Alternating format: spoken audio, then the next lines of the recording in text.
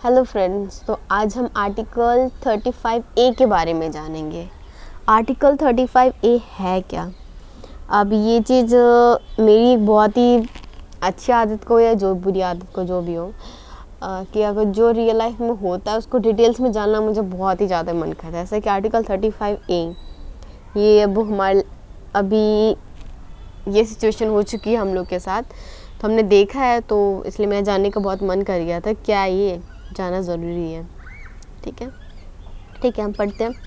हाल ही में सर्वोच्च न्यायालय ने कहा कि यह संविधान की धारा 35A की संवैधानिक वैधता को चुनौती देने वाली याचिका की सुनवाई की तिथि के विषय में कक्ष के अंदर इन चैम्बर निर्णय ले गया। विदित हो कि धारा 35A जम्मू कश्मीर राज्य के स्थायी निवासियों को अलग अधिकारों और विशेषाधिकारों का प्रावधान है। जो आर्टिकल 35 में इसमें ये बताया गया स्पेशली कि मेन इस एक्ट को हम जानते हैं किससे हैं कि जो जम्मू कश्मीर है उसमें अलग ही सभी को अलग ही राइट्स है। हमारे पूरे इंडिया में आते हैं, हमारे इंडिया में ये जम्मू कश्मीर, लेकिन वो इंडिया में एक अलग स्टेट के नाम से जाना जाता है। उसमें उनके अलग ही आर्टिकल्स, अलग ही कानून होते हैं, सारे संविधान उनके अलग होते हैं। ठीक है, इंडिया में आता है, बट इंडिया के कोई भी जो हमारे संविधान में लिखा वो फॉलो नहीं करते थे। ठीक है, तो इसलिए आर्टिकल 35A है उनके लिए, बट अब वो हटा दिया गया है, तो इसलिए मैं जानना चाहती हूँ ऐसा क्या था इसके अंदर। ठीक है, तो मेन यही था कि उनका अलग ही राइट्स थे, अलग ही उन्हें राइट्स मिले हुए थे। पूर्व वृत्तांत।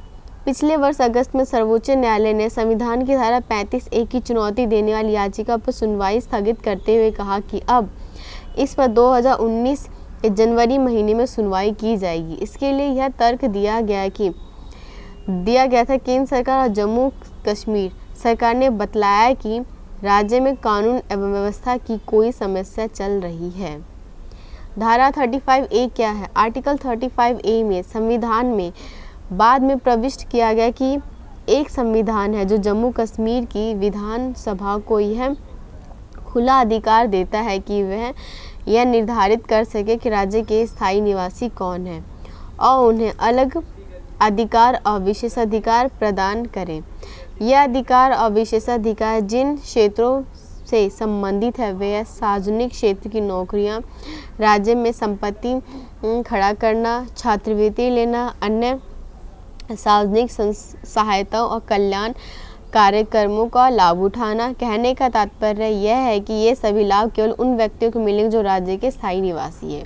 तो आर्टिकल 35A में स्पेशली जैसे कि बोला कि जम्मू कश्मीर के अलग राइट्स थे, अलग ही कानून थे उनके।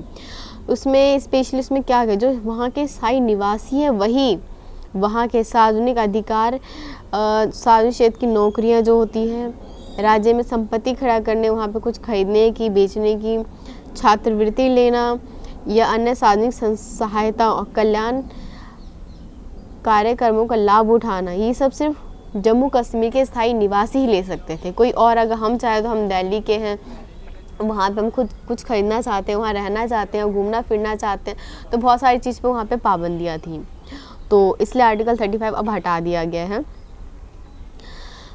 तो इस धारा में यह प्रावधान है किसके तहत विधानसभा द्वारा की गई किसी भी कार्यवाही को संविधान अथवा देश के किसी भी कानून का उल्लंघन नहीं माना जाएगा। विवाद है क्या? सर्वोच्च न्यायालय में दायर की गई याचिका में कहा गया है कि आर्टिकल 35A भारत की एकात्मकता की भावना के ही प्रतिकूल है, क्योंकि इसमें भारतीय नागरिक के अंदर वर्ग के भीतर वर्ग, क्लास विद इन क्लास का निर्माण होता है। इसका मतलब समझ सकते हो कि ये जस्ट ये नहीं, इसके अंदर क्लास टू क्लास या हर एक मतलब समझ लो कि कानून को भी एक तरह से फॉलो नहीं किया जाता। हाँ, इन्होंने ये तो बता दिया कि उस टाइम पे ये हमारे इंडिया के होते हुए भी इंडिया के नहीं रहे, क्योंकि नहीं थे उस वक्त, क्योंकि आर्टिकल्स इनके अलग थे, बट इसके अंदर भी क्लास टू क्लास इन्होंने बहुत ज़्यादा डिफरेंस हो रखा था लोगों के बीच में भी। अब वहाँ पे अगर जम्मू कश्मीर के लोग हैं तो ठीक है, बट स्थायी निवासी होनी चाहिए, तो बहुत सारी कंडीशंस रखी हुई थी। यह धारा जम्मू कश्मीर राज्य के अस्थायी नागरिकों को राज्य के अंदर आजीविका पाने और संपत्ति का क्रय करने से रोकती थी। सोच सकते हो, जम्मू कश्मीर में होते हुए भी इंसान वहाँ पे अपने खाने पीने को लेकर, संपत्ति क्रय करने के लिए भी उन्हें रोका जाता था। तो यह धारा भारतीय संविधान की आर्टिकल 14 1921 में दिए गए मौलिक अधिकार का उल्लंघन करती है। अब हमारे कानून में तो आर्टिकल 14 1921 में क्या क्या आ गया है? 14 में समानता का अधिकार, 19 में बोलने की स्वतंत्रता का अधिकार, और 21 में उपाधियों का था, या फिर मुझे एग्जैक्ट याद नहीं आ रहा, मैंने लास्ट वीडियो में ही बनाया है, तो आप प्लीज़ वीडियो को ज़रूर देखें। वो उनका उल्लंघन करती थी। तो जम्मू कश्मीर में ये चीज़ उल्लंघन होता था, जो हमारे यहाँ पे इंडिया में ही, इंडिया के होते हुए भी जम्मू कश्मीर इंडिया का नहीं था, क्योंकि रूल्स फॉलो नहीं होते थे, बट हमारे आर्टिकल्स में 1940 1921 सब फॉलो किए जा रहे, तो वहाँ पे उल्लंघन हो रहा था इसका। ये था राज्य के अस्थायी नागरिकों को दोयम दर्जों के नागरिक के रूप में व्यवहार करती थी। यस, वहाँ पे लोगों के साथ ही व्यवहार होता था, क्योंकि क्लास टू क्लास हो गया ना एक तरीके से। पूरे अगर जम्मू कश्मीर के लिए है तो सभी फॉलो करें, बट उसमें क्लास टू क्लास डिफरेंस हो रहा था। यह धारा राज्य के अस्थायी नागरिकों को दोयम दर्जों के नागरिकों के रूप में व्यवहार करती है। इस धारा के कारण राज्य के अस्थायी निवासी चुनाव नहीं लड़ सकते। सोच सकते हो, ये नहीं होना चाहिए, वो वहाँ पे हो रहा था, तो काफ़ी रूल्स है उसमें फॉलो नहीं हो रहे थे। उन्होंने जो आर्टिकल्स बनाया था उस आर्टिकल के अंदर भी क्लास टू क्लास हो गए थे, जो डिफरेंस कर दिया था उन्होंने। अस्थायी नागरिकों को बच्चों की छात्रवृत्ति नहीं मिलती थी और उसके लिए किसी न्यायालय की शरण भी नहीं ले सकते। सो मतलब कि देख के लग रहा है कि वाह, वहाँ की हालत कितनी बेकार हो रखी थी। क्लास टू क्लास डिफरेंशिएशन बहुत ज़्यादा हो रखा था। जम्मू कश्मीर का संविधान विभाजन के समय राज्य में आने वाले शरणार्थियों से संबंधित विषयों को राज्य का विषय नहीं माना जाता था। अगर दूसरे उस राज्य का विषय नहीं, मतलब स्थायी निवासी है तो राज्य का है, जम्मू कश्मीर का है, उस स्टेट का है, लेकिन उस राज्य का स्थायी निवासी नहीं है तो उसको जम्मू कश्मीर का विषय नहीं माना जाता था। आर्टिकल 35A को असंवैधानिक रूप से घुसाया गया था, क्योंकि संविधान की धारा 368 के अनुसार संविधान में संशोधन केवल संसद ही कर सकती है। इसके अनुसार संविधान में संशोधन केवल संसद, हाँ, इसमें जो आर्टिकल 35A को ज़बरदस्ती डाला गया था। पहले अगर पढ़ेंगे तो शायद ये ना हो उस वक्त, तभी इन्होंने ये लाइन कही है। और ये क्योंकि संविधान की धारा 368 के अनुसार संविधान में संशोधन केवल संसद ही कर सकती थी, फिर ज़बरदस्ती डाला गया है तो आर्टिकल 35A को। एंड आर्टिकल 35A का अनुसरण करते हुए जो कानून बने हैं वे सभी संविधान के भाग 3 में प्रदत्त मौलिक अधिकार, विशेषता आर्टिकल 14 समानता का अधिकार, हाँ आर्टिकल 21 में जो भूल रही थी वो जीवन की सुरक्षा का अधिकार का उल्लंघन हो रहा था इसमें आर्टिकल 35A में। संविधान में धारा 35A की प्रविष्टि कैसे हुई? धारा 35 से संविधान में 1954 में केंद्रीय मंत्रिमंडल की सहायता पर तत्कालीन राष्ट्रपति राजेंद्र प्रसाद के आदेश से प्रविष्ट की गई है। राजेंद्र प्रसाद फर्स्ट हमारे राष्ट्रपति हैं, और ये कब बने थे? हमारे जो मैं एग्जैक्ट तो नहीं कहूँगी कि शायद मेरे दिमाग से थोड़ा स्किप हो रहा है।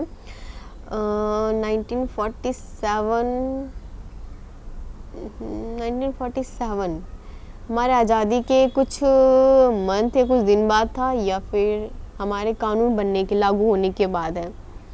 चलो इसके ऊपर मैं वीडियो बनाऊंगी, मेरे दिमाग से भी निकल रही डेट। एंड यह आदेश संविधान जम्मू कश्मीर में लागू करना आदेश 1954 कहलाया।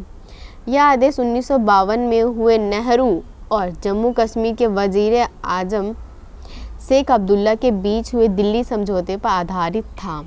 ये समझौता जम्मू कश्मीर में जो आदेश, संविधान आदेश 1954, दिल्ली समझौते के द्वारा जम्मू कश्मीर के नागरिकों को भारतीय नागरिक करार कर दिया गया था। तो यानी उस आर्टिकल के देखो ना, कहने के लिए भी वो हमारे उस वक्त हमारे इंडिया का हिस्सा है, बट हिस्सा होके भी हिस्सा नहीं थे, ठीक है। बट इस जो दिल्ली समझौता संविधान आदेश जो 1954 में कहलाया, तो इस आर्टिकल में इसमें 1901 सेकंड में लाइनें शायद उल्टा सीधा बोल रही हूँ। यह आदेश संविधान आदेश 1954 कहलाया।